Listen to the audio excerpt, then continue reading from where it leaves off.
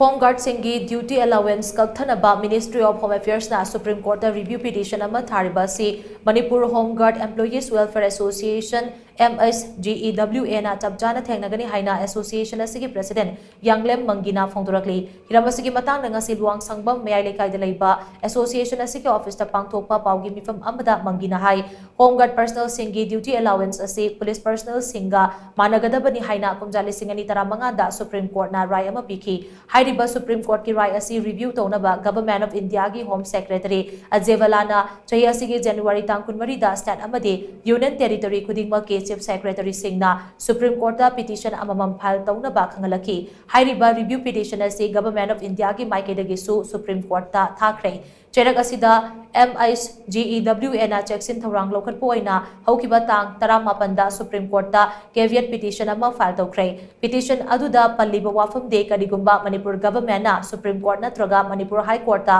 Home Guard personnel singi duty allowance KAKTHANABA review petition file tawraklabadi Home Guard personnel sing khanghandana case makha chathabiganu haibasini mangina makha tana hai India pumbagi Home Guard personnel singi mayokta thanglakliba khongthang asigi matangda khana nainanaba ngarang asi ima kuntok hanbigi sanglenda association asigi special general body meeting ama pangthoktuna warep ani loki hairiba warep sing adude Government of India na Supreme Court ta thariba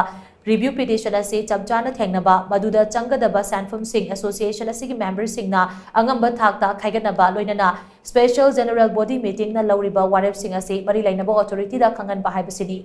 Home Guard singi duty allowance KAKTHANABA Government of India na laurang liba firabasi aikoida hanthana yengbagi mathakta ikai firuk kumanbani aikoigi chakhauda singnaragli basi Chap Chana Thengnagani haina su mangina makhatana phongdoki Honorable Supreme Court review to view moi the piriba paisa se chaumle review to adun Chief Secretary singna noigi state to Chief Minister singa tanarga review petition thu petition file to haibasi chithiyama irakpadu koi Manipur gi su Chief Secretary da irakhre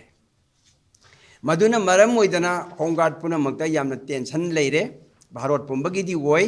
masi sama da sama koi yaning de haidana koi na cabinet tawri base masina maram oiraga Home Guard personnel khodi mangna alert ne sama moida leidi base koi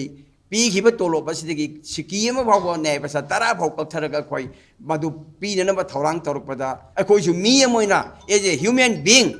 Home Guard personnel ama khakki natana human being amoina koi masi thengnagadabani haiba message ase masi ai akanba message amoina pining